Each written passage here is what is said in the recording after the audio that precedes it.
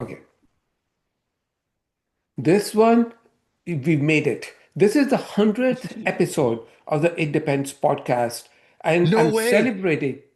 I'm celebrating with my dear friend Emil, the founder and creator of Property Graphs, Neo4j, and it's been so hard to get him to come to this podcast because he lives on planes and somehow it's not very conducive to record a podcast while he's in flight.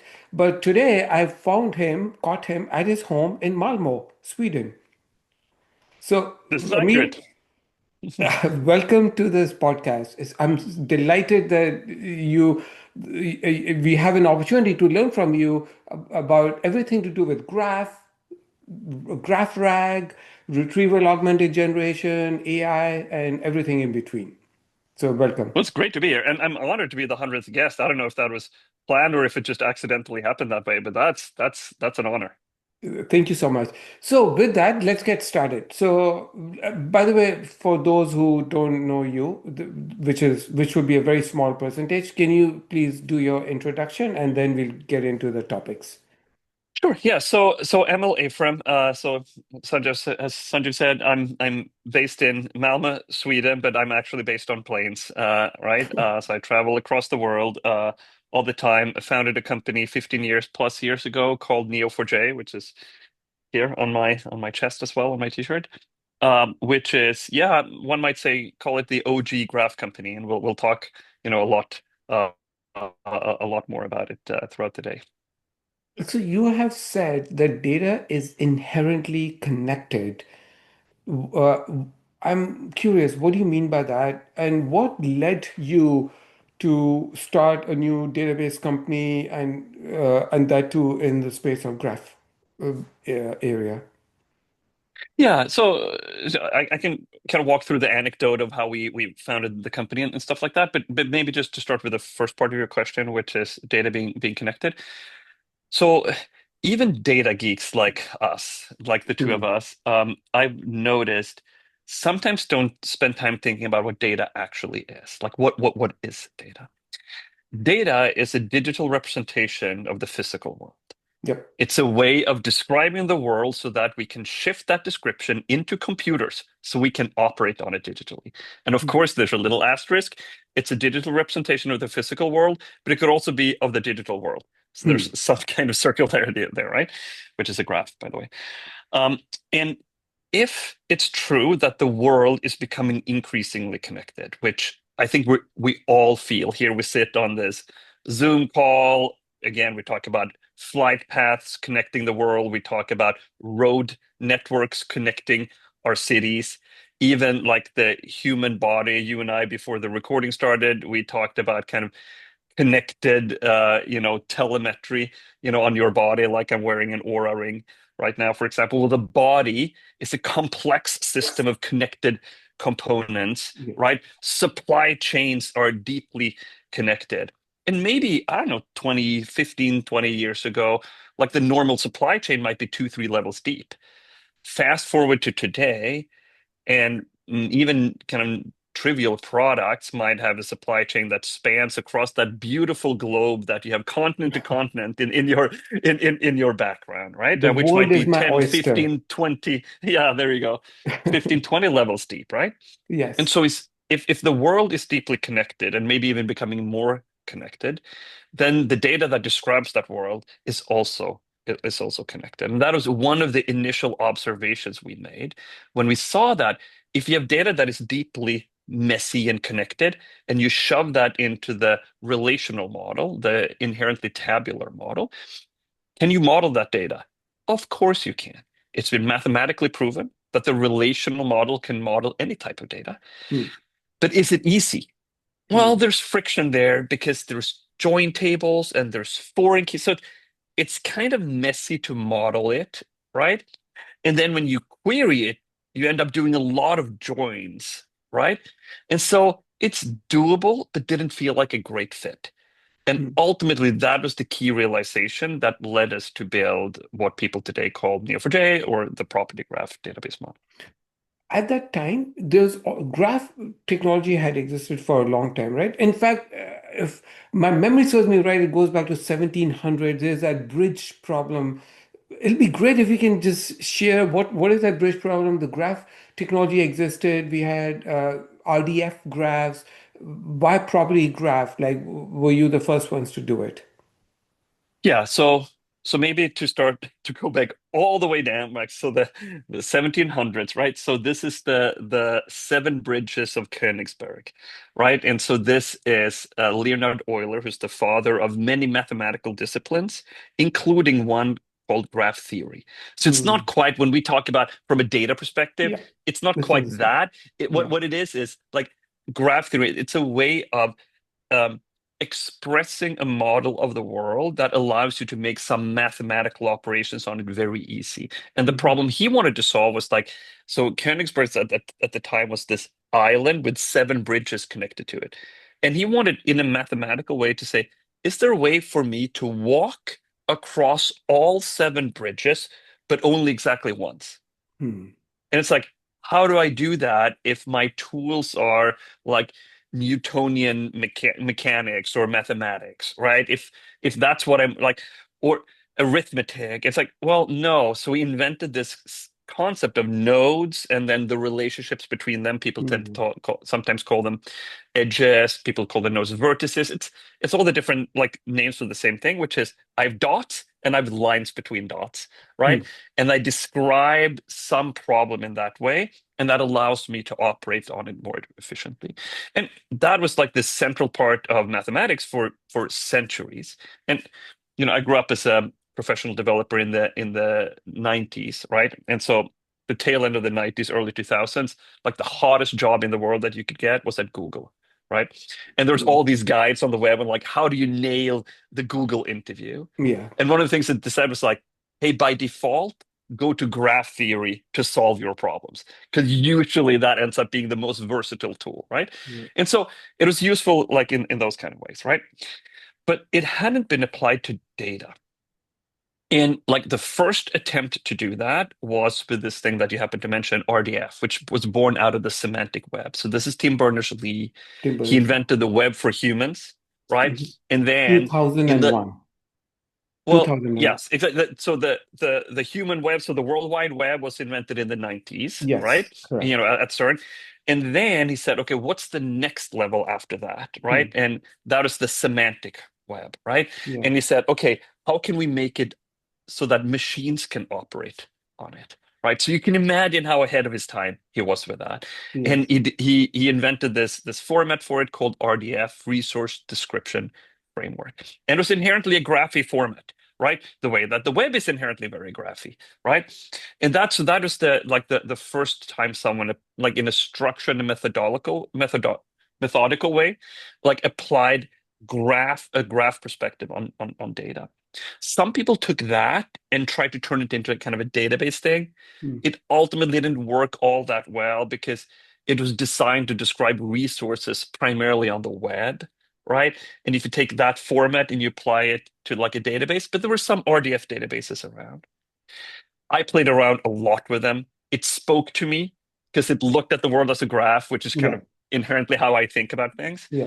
Um, but in the kind of day-to-day playing around with RDF databases and the entire RDF stack was powerful but kind of complex and unwieldy, right? And you had to describe this, or you could describe this ontology in there's a language called OWL, the web ontology language. And you have the RDF schema, and the way that you describe these graphs were relatively, it was very expressive, but also took a lot of effort, right? Mhm.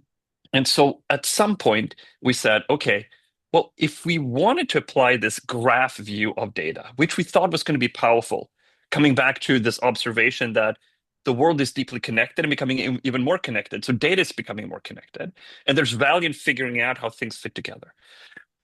But we thought this RDF thing was powerful in many ways, but too much effort.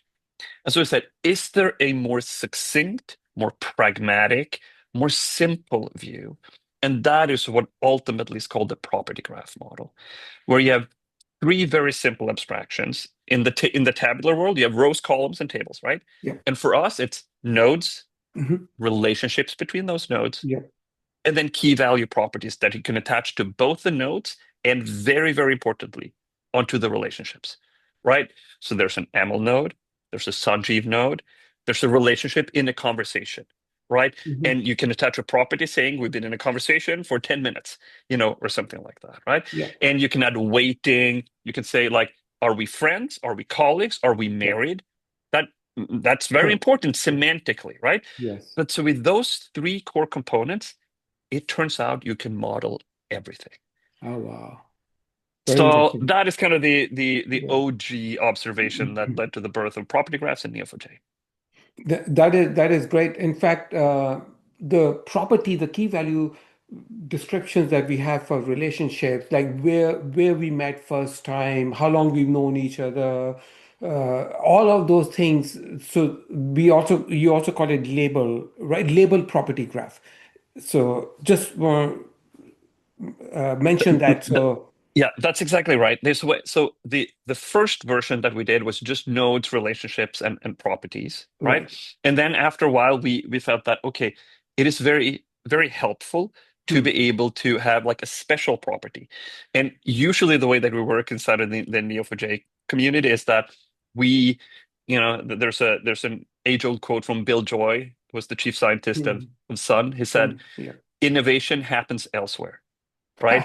And it's such a great observation, right? Like Hmm. even the best and brightest companies, we talked about Google in the late 90s, early 2000s, even like at the peak of their dominance, you can never even hire a big proportion of the world's innovators, right? So most innovation will happen elsewhere. That is certainly how it's happening at Neo4j. So what we saw was that many people in the Neo4j community Hmm. added special properties, like Uh, an underscore underscore okay. type. This node is a person. This Hmm. node is a car. This node is a shopping cart, kind of thing. And we really see our job as looking at some of these patterns, and when they make sense, we absorb them into the actual model. And so that is what gave us labels. So you had labels of nodes, right? And then you have labels or types of relationships, which we already talked about. That's amazing. Since we are talking about so much history going back to 1700, I want to bring us to the present time, but also still historical. It's almost 10 years ago. I think it was early 2016 when we had this massive scandal of the year that broke out. It was called Panama Papers. You obviously, I'm coming to that, you know this, but some of the viewers may not know what a massive piece of news this was, because a lot of heads of government, important people were implicated for having offshore accounts illegally. That's the first time I heard about Neo4j, because all of a sudden I started hearing about how some journalists got access to these leaked papers but couldn't make sense of it and then use Neo4j. So, what was that story, and was that like a breakout moment for Neo4j? Yeah. So let me first speak to it from the perspective of the journalist, and then I'll speak to it from the perspective of Neo4j and kind of as the CEO of Neo4j at the time, and how it impacted us, right? So for Hmm. the journalists, the way that this started was actually they had done several leaks prior to the Panama Papers I that got see. some amount of rotation, and there's some amount of attention, right? But it's a really small firm. They were, I think, 12 people, or maybe 10 to 12 people at the time, headquartered in DC, but spread out across the world. And one of their prior stories, it was called Swiss Leaks, and it Hmm. had to do with a Swiss bank and something going on there. They had put together, just on a whim, like one of their people had put together this network view of all the power players that featured in this Hmm. leak. Hmm. And it turned out that that network view or graph view of people and how they fit in together Yeah. through these boards and through these things, right? This one site got more traffic than the rest of the entire site combined. So they're like, wait, there's something that when people want to understand this data, they really want to look at it according to these networks or these graphs, right? Yeah. And so that led them to start looking around like for future leaks. Maybe we internally should use that. So through that, they found Neo4j. At this point, we have no idea what it is, right? Because Neo4j is Yeah. open source. And so Sure. they're just one out of thousands of people downloading and using. So we had no idea that this was happening. But after a while, we get in touch with them. We help them out with a few things, right? And then like fast forward to when the news breaks, and I'm the CEO of Neo4j. I live in Silicon Valley. I have a 4-year-old daughter, and I'm literally driving from the Bay Area to where do you go to celebrate if you have a 4-year-old daughter in the Bay Area? To Disneyland, right? To where? So I To was where? going to Disneyland in Anaheim Disneyland. in Okay. LA. I Yeah, thought you were yeah. saying, yeah, go ahead. Yeah. And yeah, and so I was driving down, and then my European marketing leader like Hmm. calls me up on that Sunday saying, "It's breaking tomorrow." And I'm like, "Great. What is breaking tomorrow?" "Oh, I don't really know, but it's huge, right?" I'm like, "Okay, great, I guess." Couldn't really Yeah. do anything with it. Went to bed, wake up Monday morning, and my entire voicemail was over. Wow. And like there's a swarm of emails in my inbox. So overnight, while I was asleep at Yeah. Disneyland, right, Yes. there's a press conference Yeah. like launching the Panama Papers. And like you mentioned, there were all kinds of government officials and high-flying company leaders, like politicians, like all kinds of stuff going on, right? It was the biggest story of 2016 until Brexit, and then Trump got elected later on in Yes. in in, Yeah. in, in 2016. It Yeah. subsequently got the Pulitzer Prize. In Yeah. that inaugural press conference, Right. there was one guy with a Neo4j t-shirt. Well, it was like we didn't plan it. It just so happened, Oh my God. that way. That And is, so the first few stories, so then I was on the phone with my four yeah. year old daughter in one hand, my cell phone in the other hand. I was on the phone with like the BBC, like all these massive like Wow. newspapers. And so as I'm talking about the democratization of the big data Hmm. stack and the fact that this small team could apply this could not have happened 5 years ago, what this means for society, for democracy, for investigative journalism, you can in the background hear like Goofy and Mickey Mouse. Wow. So that's like So preserved. That's like a time capsule. So that is fascinating. So moving to today, how big is the market for graph databases in terms of, the overall database spend? How has the market grown? yeah, so it's grown exponentially since Oh, we okay. since we got started, and it depends on which analyst you ask. Like, what are the different kind of sizes Yeah. for it? I would say at this point, my guess would be high single-digit billions worth of dollars, right? I think the potential is even bigger. If I look at some of our bigger customers, right? Like we have every single one today of the 20 biggest banks in North America. All 20 are now customers. Oh. And some of them have one use case or two use cases.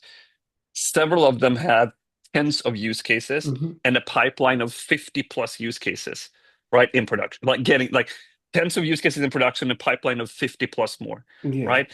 And so if you think about that, like I think the potential for any big enterprise is to have hundreds, if not more than that, of applications backed by graph databases. Take that times the global 2000, that's a Yeah. big market. I used to say that graph databases are a game changer in so many different applications, like social graph, LinkedIn's of the world. It's an obvious thing. Finding, like in a IT, very complex IT environment where you have so many different applications on different servers and you've got shadow IT. How do you make sense of that? So there's some really critical use cases that Graph solves. But I think the inflection point today is that AI has come to where Graph is. And I think because probabilistic models are supposed to make things up, but we expect deterministic outputs, right? So we need a common medium between AI. We want to use the power of AI, but we also want reliability and predictability. So I'm curious, what has been the effect of AI to the graph database in general and to Neo4j? Yeah, I think you asked that in a good way, right? Because if I zoom out and think about what are the key inflection point for the Yeah. company, I think like founding moment is one. The Panama Papers is Yes. another, right? Like Correct. because every single IRS, like tax agency equivalent, called us. All the big banks called us and went like, Hmm. why could these journalists find stuff that we ourselves couldn't even find? Well, you used the wrong tools. Like, Right. come to Papa, right? Yes. So that was Yeah. kind of the second inflection moment. And I think exactly as you say, AI is now the third inflection point, for graphs. And I think if you think back to like what's actually going on, right? Like is knowledge is very inherently connected, right? So Mhm. what's going on right now, you and I have known each other for a long time. If this was the first time you and I spoke, or for listeners here, they're trying to figure me out now. And they do that by listening to me, associating the things that Right. I say, right? And they listen to my Swedish accent and they think ABBA, right? Or Yes, IKEA, I grew up. and stuff like that, Yeah. and they pattern match when I Yeah. mention use cases. They Yeah. pattern match on that, and I always talk about that my three young daughters. I mentioned my 4-year-old daughter. Back Yeah. in the Panama Papers time, right? When they were born, they only knew a few concepts like temperature, hot and cold, right?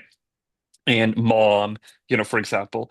And then as they started going out, exploring the world, every new concept that they learned, they understood that by placing it in the context of previously understood concepts, right? And so this person is kind of like mom. I'm going to call him dad, that kind of Mhm. thing, right? And so knowledge is very much how we relate to certain things, Yeah. right? And we know this, like Google, for example, they built out their knowledge graph like 15 years ago, actually through the acquisition of another graph company called MetaWeb. Um, and we've seen that one Yeah. when you type in Las Vegas, where I'm soon going to get on a plane, fly out for reInvent, right? Yep. I'll Then be you get there. it's Yeah. oh, I'll see you there then. Perfect. Yeah. You get a bunch of hits, but then as of 15 years ago, you also get this side panel, Las Vegas, with some structured information about it, right? That's pulled from their knowledge graph. So we know this, but what not as many people know, but like maybe not everyone knows, is that Google's AI internally has been drawing on that knowledge graph Mhm. for 10 plus years now, right? And so we know that this way of capturing an organization's knowledge in graph form is really powerful, and it marries up super well with LLMs. By the way, talking about reInvent, my two other favorite graph people are collaborating in reInvent. That Sudhir Hasbe from your company and Yes, Brad Beebe from AWS. yes, So exactly. I'm excited to watch them in action. So this we talked about how AI is helping with this with graph databases. That leads me to another question. Was there another interesting, not an inflection point, but an important milestone where you decided to make Neo4j open source? Because if you had not made it open source, then we wouldn't be having this conversation, I think. So I think what that's absolutely right. why did you decide to make it open source and who now like what's the difference between the commercial and the open source version? Who makes the like how many committers do you have and how is the open source piece taken care of? Oh, Sanjay, if you ask an open source founder about this kind of stuff, that's another 2-hour podcast, right? I'm But opening up Pandora's box here. oh man, are you really? So maybe, yeah, like at the highest level, like the more succinct version, and again, we can double, triple click wherever you Yeah. want to. But we wanted to really impact change, right? Mhm. And when we got started, our marketing budget was exactly $0. So Hmm. it's not like we could afford billboards on 101 or, at the Las Vegas airport and stuff like that. So we knew we had to have a smarter way of win the hearts and minds of technologists, right? Yeah. And so we felt that open source, if your end user is a developer, then open source is a pretty smart thing to use, right? And then the other point of view we had was a company building point of view, which is if you think about, maybe I'll polarize it, companies that sell top down versus companies that get adopted bottom up, Hmm. right? I had a very simplistic kind of ethical point of view on that, which is I want the net impact of my company to be positive in the world, right? And if you think about, you know, I grew up playing video games like many geeks, right? And imagine that all of us are walking around with some kind of a happiness of meter, Hmm. over our thing, like an energy Yes. bar, like it's like right. Yeah. And then in every micro interaction you have with everyone, is that going to be kind of less or more happy, Yeah. right? And then I thought about if I build a company that goes bottom up, Hmm. right? Then, in order to be successful, developers have to love us. The practitioners who actually use the product, they have to love us, right? If I build a company that sells top down, it is beneficial if the practitioners like the product. It's not a bad thing, it's a good thing, but it's not a Hmm. requirement, right? You can sell really fancy slides to the top, and then it gets pushed down. And for all of us who have worked inside of big companies, we've all experienced enterprise software that is, and excuse my French, you can bleep it out in post-production, but that is shit, right? Yeah. It's just crap, right? It's terrible, right? And why? Because it was sold to the CIO, right? With great connectors, great integration, great this and that, right? But the CIO never used it. They then get pushed down into the practitioners who might use it for an hour per day or maybe 5 hours per day, right? And if you think about the happiness o meter point of Hmm. view of that, then my company's net negative, and I don't want to build that company, right? And so that is the second reason that, okay, entering in through the developer, win the hearts and minds of the practitioners, and open source was the key kind of way of doing that. And you had several other questions in there, but maybe I'll pause right Yes. there. Actually, Emil, this is the funny part. I have several questions I want to ask you, but I was going to change tracks and talk about OLTP versus OLAP. The geek in me wants to go there, but I'm having so much fun, like getting a peek into your mind, Mhm. that I want to stick to some of the philosophical questions first, and then go into that. So, Awesome. question that I want to ask you is you've had to make a lot of decisions. What decision did you make in this journey that you're not proud of? Like, or what lessons did you learn, or mistakes that you can share that then led to something better to happen? Yeah. So as anyone who's kind of founder CEO of a company like this, like the laundry list of mistakes is very long, right? There's plenty to choose Yeah. from. And maybe I'll pick on one which is related to what we just talked about, which is practitioner-led adoption, right? Hmm. And in the early days, my strategy was very clear. We Hmm. said we want to enter in through the developer, right? Get adopted in tech stacks everywhere inside of big companies and small companies, and then we'll monetize a slice of that, right? So that was clear in our heads, Hmm. right?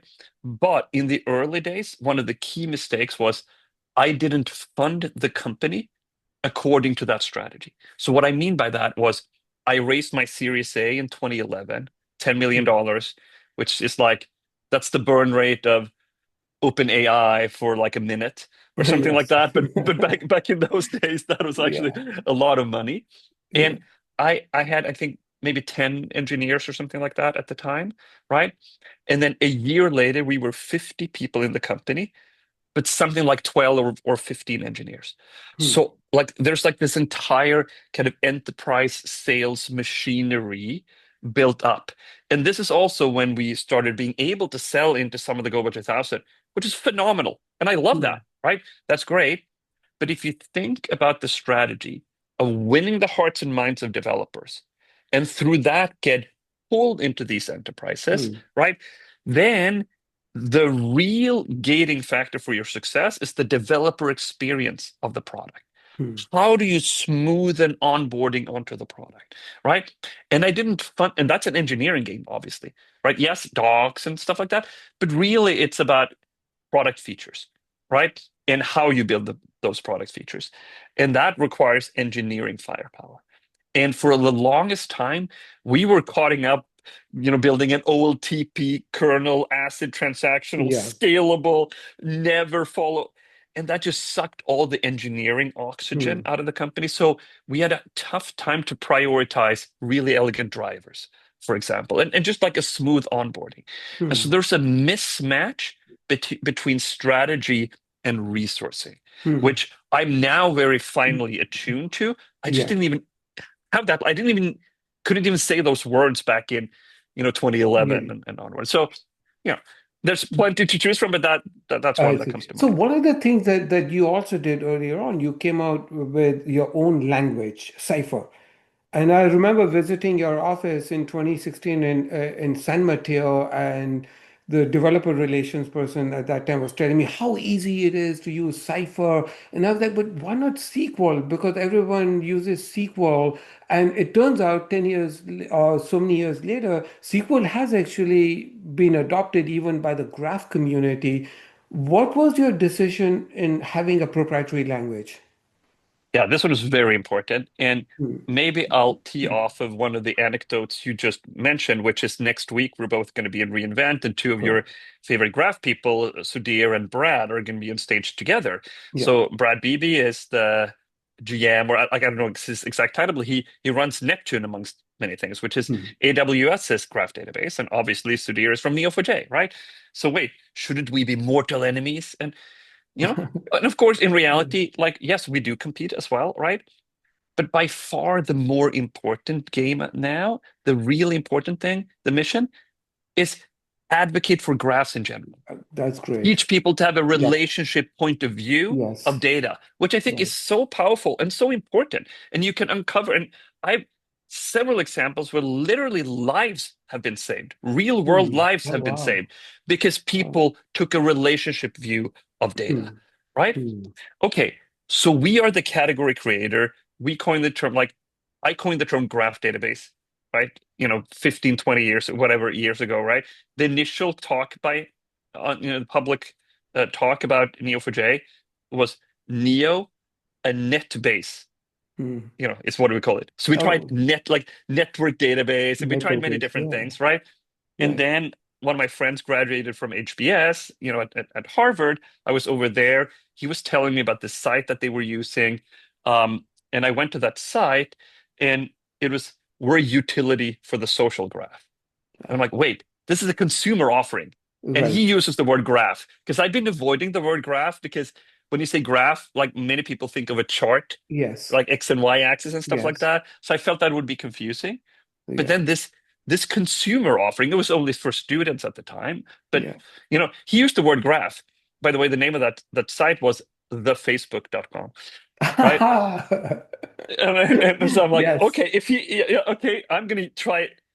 And Yeah. it just worked. It just Yeah. resonated with people, right? When I said graph database, people believed it was something before it Right. actually was a Right. reality, right?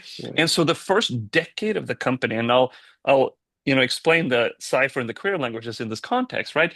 But the first decade of the company was just evangelizing the category, Hmm. right? And I think as the category leader, one of my mentors is Steve Herrod, who was the SVP engineering and then subsequently CTO of VMware, and then he's now an investor, first with General Catalyst, and he's moved on since then.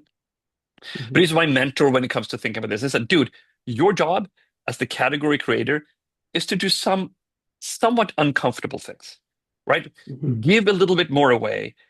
Invite your competitors, right, to your own conference. Just do some of those things to really grow the overall category. And the key thing that we had was this query language Cypher. And what Cypher has is this beautiful ASCII art where you draw, you paint a node, Hmm. you have a match clause, go out and find me subgraphs that look like something, and then you draw the graphs using parentheses and then arrows, right? That you draw within text, right? It's a great innovation, right?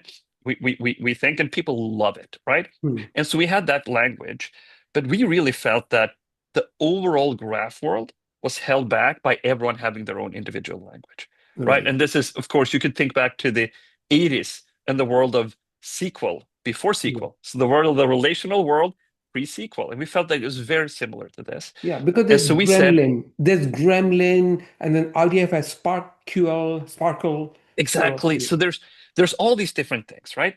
And so then we said, okay, what we're going to do is we're going to take Cypher, and we're going to open it up to open Cypher, right? hmm, And we're going to give it away for free to all of our competitors, right?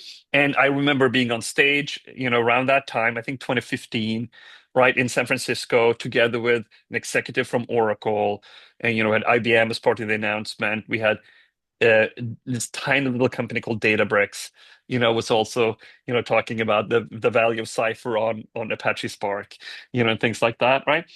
And really, what we wanted was to create the sequel, hmm, for graphs, so standardized query language, and we always felt that that would be uncomfortable for us. If I talked to my salespeople at the time, they would say, anytime when we win against other graph databases, Cypher is one of the top three. Sometimes hmm. number one, sometimes number three, but it's Oh, wow. always top three. I see. And so remember that, like, what are you doing? You're giving Yeah, this away to our competition. yeah, But for we always free. felt like this is going to grow the overall pie. Hmm, And as you hmm, said, fast forward to today, Open Cypher led to GQL, hmm, right? And let's appreciate that GQL is the first ever query language standardized by ISO since SQL in the 80s. Every single other database paradigm have tried, right? hmm. Object databases in the 90s. They went to the, I guess, ANSI SQL committee at the time, and they said, hey, I want to standardize my thing. And they're Yeah, like, no, no, no, no. We'll just incorporate some of this yeah. into SQL, right? Hmm. And Oracle launched the ORDBMS, Object Or Relational yes, Database, obviously, yeah. that kind of thing, right? In the Yep, yep, I in the remember. 90s, Yes, right? yes, Then we had yeah, XML databases. yes, They're yeah. like, no, we're going to standardize our own thing. And the SQL committee was like, no, no, no. We're just going to incorporate some of these features. Same with document databases. SQL committee said, no, we're just going to include some JSON in our thing. But they looked at graph databases and they said, this is qualitatively different and this is durable, Hmm. right? So for the first time, there's a sibling to SQL called GQL, right? Hmm. And that never would have happened without us opening up Cypher. And that is adopted by Oracle has it, and IBM. They've all Yeah, adopted. there's multiple aspects of this, right? So OpenCipher is the one that has all the actual adoption, right? Yeah, That's what Neptune has. That's what Neo4j. And you look around at your favorite graph database, which I hope is Neo4j, but choose your yeah, favorite graph database, right. and it's going to use Cypher, right? And so that's the one. But GQL is like 99% Cypher or something like this. Hmm. But one of the key things that was added in GQL that I loved is things like type interoperability with SQL. Like we were a little bit sloppy with that in the early days of Cypher, right? It was like there's like some Java aspects of Cypher. It's like no, no, no. Like the type system should be robust and interchangeable with SQL, which is Yeah, great. One of yeah. the things that we were able to do with that is what's called SQL PGQ. So this is the property graph query language, which is a subset inside of SQL. Hmm. So Oracle is using that for example. And I remember GQL is designed 90 plus percent, maybe 95 plus percent Neo4j people, Yeah. right? Based on Cypher, but like it's not just us, it's everyone, right? But I remember when like the team spent months on PGQ. I'm like, well, really, that's just inside of SQL. Should we really do that? That's going to enable them with their graph features, right? But overall, that taught that universe to use these ASCII art patterns inside of SQL. And so the migration from that into proper GQL and real graph querying became a lot easier. Amazing. Great. So you mentioned OLTP earlier when you were talking about. So what is the basic premise of Neo4j? My understanding was Neo4j was started for transaction processing on a single node, but this summer you announced something called Infinigraph, which now scales up to 100 terabytes. So what is the evolution? And like, is it OLTP and OLAP or HTAP? How do you see Neo4j? Yeah. So a couple of things in there like scalability and different types of workloads and stuff like that, right? So we have three generations of our scalability architecture, and they are solving different problems. So it's not maybe generations is the wrong way because I think implied is that one kind of succeeds the other, and that's Yeah, not actually you should use all three of them at different points, right? The first one is what we launched in 2011, which is a replicated. So it's actually not single node, but it's yeah, single image. So it's the same data set replicated across many different machines, right? yeah, So that gives yeah, you read scalability, it gives you mm, fault tolerance, right? It won't necessarily give you scale to massive size because you're limited by the size that you can have on one machine. It won't necessarily give you write throughput, right? mm, If you add 10 more machines, you're going to get, 10 more, whatever. If you have one machine and you go from 1 to 10, you're going to be able to have 10x the amount of read throughput, yeah, but the same amount of write throughput, yeah. right? Because So it's a it's replicated so architecture. so single writers, but multiple read replicas. So with that, you get the scale for read, and you get high availability, fault tolerance, Exactly. all of that. Yes. Okay. And it's So super powerful. And, yeah, in 2011, we had like a PAX, so if you want to really geek out, like a Paxos-based consensus protocol, but yeah, we've then replaced that with a Raft-based one, mm, which is beautiful. We call it causal clustering. And it's mm, awesome because it gives you read your own write consistency, which is honestly, like in theory, you want tunable, consistent, you want all these different things. yeah, The reality is vast majority want read your own writes. As long as if I write something and then read immediately afterwards, I need to be able to get that back, yeah, right? If you get correct. that, that is what most people actually need. So it's a really good, tuning between kind of consistency and Mm, scalability, right? And it's fault tolerant, all that good stuff. yeah. Then the second thing that we built is and this is a little bit confusing, we call it Fabric, Neo4j Fabric. And Mm. yes, we did that before Microsoft launched Fabric, right? I know you were at Ignite last I, week, I for was example. I was dying to ask you about Fabric IQ ontology when you were talking about knowledge graphs, but then I was like, I keep veering in all directions, so I'll hold my question, but we'll Yeah, come yeah, back yeah. to it. Yeah, So, yeah. So okay, this so the Neo4j Fabric is this right. federated thing. So you have um many Neo4j Yeah. clusters or machines, Hmm. and they might be different projects, different systems, and you have this one architecture that can query across all of them. And that's really powerful, Hmm. right? So that's the second thing. And then the third thing that you just alluded to that we just launched is Infinigraph. And so this is the fully partitioned graph Hmm. database. And this is the holy grail. And you'll be able to find really embarrassing commentary from me from 10, 15 years ago saying, oh, next year we're going to build a sharded graph Yeah. database and whatever. Yeah. It turns out it is so hard because graph data is inherently connected, right? Yes. But it's exactly as you say. Now you can partition it on multiple different machine, you know, 10 machine, 50 machine, 100 machine, 500 machines, right? And you can do 10 terabyte, 20, 50, 100 plus terabytes. And, when you and I hung out in New York, like Ivan Zorati, our VP of PM for the database, he was on stage, and remember he showed this thing where he had a 50 terabyte, cluster across 50 machines, and he showed our entire tool suite of graph visualization with sub 100 millisecond latency, super Yeah. responsive, clicking around while inserting data. And they went to the AWS console, randomly killed a bunch of machines, and everything just kept picking along, right?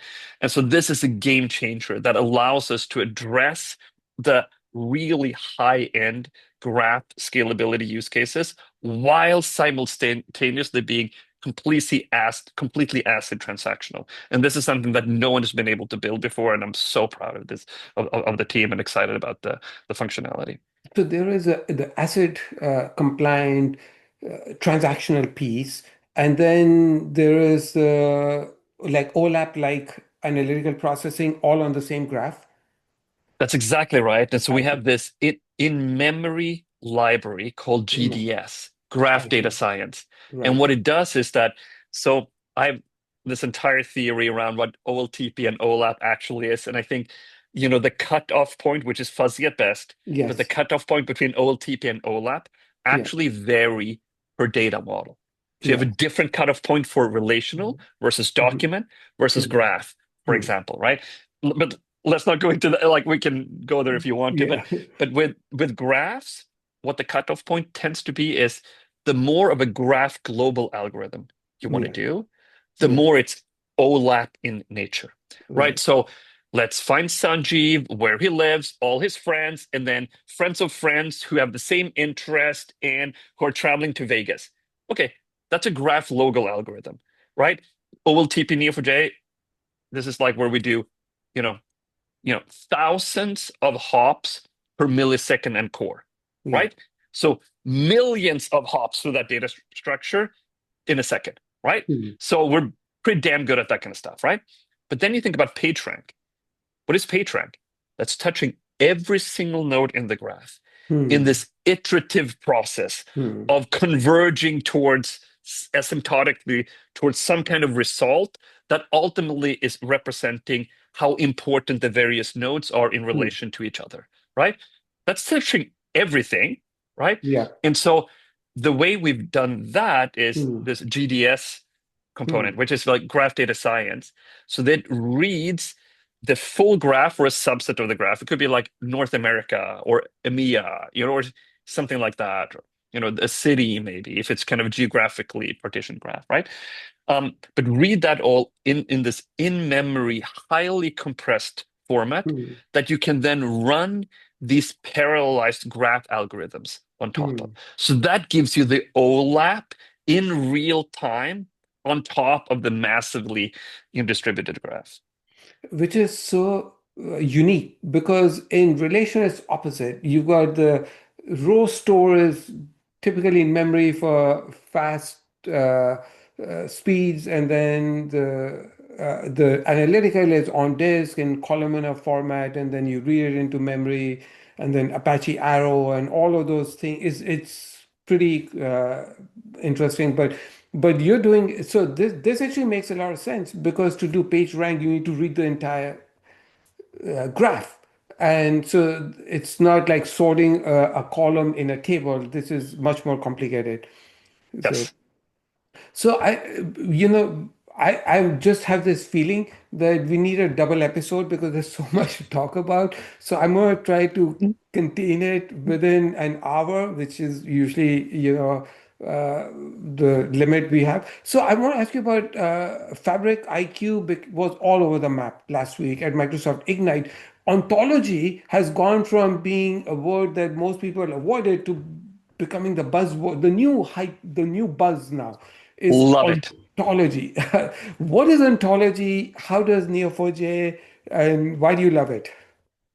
Yeah, so we have a lot of kind of data geeks, I would imagine, listening to this, Yes. type of content. And of course, I say that lovingly because both you and I are Yes. are definitely data Yes. geeks, right? And Yes. there are multiple ways of like talking about what an ontology is, and it's a very simple thing. And for data people, I would usually start with schema, right? What is a schema? It's one level of meta of your data, right? Where it's like, okay, I have all the rows, and then the schema Mhm. describes what they are, right? Mhm. So that's exactly what an ontology is. It's like, what are the various different business Mhm. concepts and how do they fit together? And then optionally, like, what are some of the constraints of Mhm. that? For example, in my shopping cart, can I have how many order items can I have? And can an order item sit in multiple shopping carts? Those cardinalities, some of the simple things, right? But it's very important is that it's like a business facing concept, right? And because I think, traditionally, if you're a data practitioner, you might look at it from the kind of the data out. Ontologists tend to work, and you can do it in different ways, but the best ontologists tend to come from the business and down instead, right? And so it's a knowledge graph way of expressing data that is understandable to the business.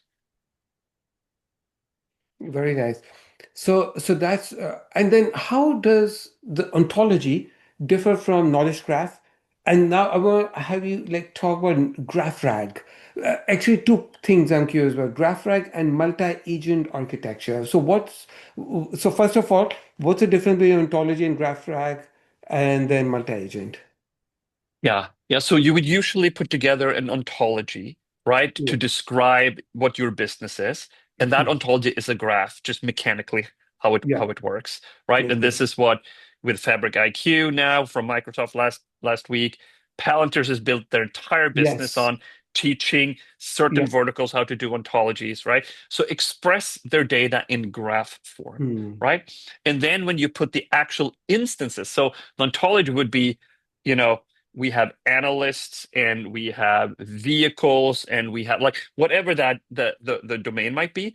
And then, oh, the actual instances then is like, okay, this is the particular car instance that is going through the production pipeline right now with this license plate and this vehicle identification VIN number and so on and so forth, right? So then you have a full knowledge graph expressing usually a digital twin of your entire enterprise, Hmm. right? Okay, so when you have that, you it's very powerful to marry that up with an LLM, right? Because we all at this point know that the way that you get really powerful AI in certainly in a business in an enterprise setting is by giving it proper context, Yeah. right? And that context really frequently comes down to, again, the digital twin of your enterprise. Hmm. This comes now full circle to where we started about Yes. everything is Yeah. becoming more connected and how Yeah. do you express that and so on and so forth, right? So if you have this digital twin of your Hmm. enterprise, which is your knowledge graph, you have an ontology, so it makes sense to the business and to you. And then you can easily layer agents on top of that because the ontology makes sense to the agents. That means the data will make sense to them. And the way that you marry it up is RAG, retrieval augmented generation, right? Which I think everyone probably knows what it Yeah. is. But Yeah. at the high level, it's basically the equivalent of copy pasting an email into ChatGPT saying, please summarize this, Yes. right? Oh, that's a Like great you give point. it the Yeah, I context, never thought of right? it. Yeah. It's the Yeah. same thing, right? So that's Yeah. retrieval augmented Yeah. generation. And Right. the first kind of versions of that used vector databases only, right? Hmm. And so then you would use vector search to find your documents. Yeah. And then what people started realizing was that, you know what? If I also have a knowledge graph, Hmm. right, and I use that as part of my retrieval path, right, it gives me way higher accuracy. Hmm. And if we just stay around there for a moment, if you think about what that is, right? Okay, so let's say, I mean, I guess the still today in enterprise, the typical use case is support portal or something like this, some customer facing kind of thing, right? So let's say that you're a mature enterprise, you have 10,000 or 100,000 different support articles describing your products and what they do, potential problems customers might have, right? And you want to have some kind of an AI agent answering on behalf of your customer support rep, and then they can escalate to that customer support rep, for example, right? Okay, then the job of that AI agent is listen to what the customer is saying, right? Hmm. And then based on that, find the top N support Hmm. articles, hand it off to the LLM, say, please answer Sanjeev's question, and here's the source material for you to use, right? Hmm. And so if you think about conceptually what that is we have a big corpus of information, you have a user query, and you want to Yep. find the top 10. Yep. We've already run this case study, and it's called the web. It's exactly the same thing. Yes. Correct. Millions and millions of documents. How do you get the top 10 blue Yep. links? Yep. And Page you one. and I were both around in the 90s when there were Yeah. tens, there were dozens of Lycos, like plural Excite, Alta Vista. Yes. Yahoo, Alta Yeah. Vista. Yes. You go Yes. down the list, right? Yeah. And then one came along and they Yeah. said, you know what? We're going to Yeah. take this proven existing graph algorithm called eigenvector centrality, I can. right? We're going to apply that to the Hmm. web and we're going to call it PageRank, right? Hmm. And that's why they dominated the Hmm. entire search engine market. And Google is now a verb, right? And so it's exactly the same thing. So you can, okay, so we need to go from massive corpus, user query, find the top 10 blue links. That's what we need to do with our agents. And so it makes sense that GraphRAG would be this superior method for doing this. But then on top of that, it also has some incredibly powerful benefits, right? So you have the higher accuracy, right, which reduces hallucinations. We just talked about that. But then if you compare to vector-only RAG, Hmm. vector space is completely opaque. It's a multi-dimensional latent space, some kind of Euclidean space that you can calculate distances. So you have two objects, right? Yeah. And you say, please tell me how similar are these two Yeah. objects, right? Let's say it's an orange and an apple or something like that, right? It'll say they are zero point 0.6 similar, right? But you don't know why. Is it because they're round? Is it the roundness of the thing? Is it the Yeah. fruitness of the Good thing? point. Right? Mhm. If you have an apple and a Yeah. tennis ball, they look pretty Yeah. similar. They're maybe 0.68. But why? Right. If you marry that up with a graph, you know the Uh, apple and the orange, they're connected because they're both fruits. right. So vector space is opaque, graph space is explicit and visual. Hmm. And we have several customers that have come to us saying, I ported my application from using a vector-only database to using GraphRAG. Hmm. And just by porting, I found several bugs that I fixed because they see the data, right? Yeah. So that's the second pillar. First, higher accuracy. Second, it's easier to develop, right? And then the third one is another consequence of the fact that data is visible and tactile, you can feel it, you can operate on it, is explainability. I I was just choose gonna these say. 10 Yeah. documents Yes. because they are written by a support engineer that is highly ranked, Right. for example. I'm just making that up, right? As an example. Yeah. Now we know why I chose these top 10, right?